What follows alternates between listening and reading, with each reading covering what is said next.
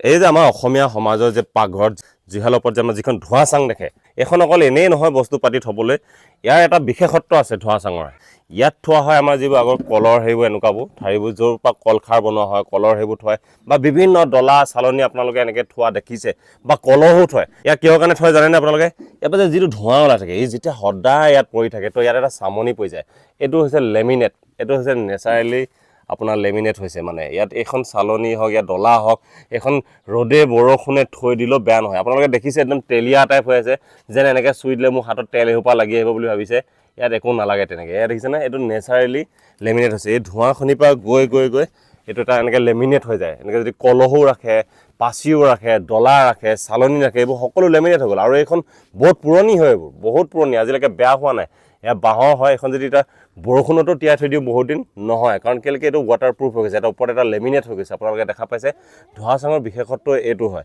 যাতে বস্তুবোৰ যিবোৰ বাঁহৰ হওক বা বিভিন্ন খোৱা বস্তু থয় মানুহে মাছো শুকুৱাই মাংসও শুকুৱাই বা কলখাৰ এনেকুৱা জাতীয় বস্তুবোৰ ইয়াত থৈ দিয়ে যাতে বেয়া নহ'বৰ কাৰণে তো ধোঁৱা চাঙৰ বিশেষত্বটোৱে এইটো আছিল তো সেইকাৰণে ধোঁৱা চাং ব্যৱহাৰ কৰিছিল আগতে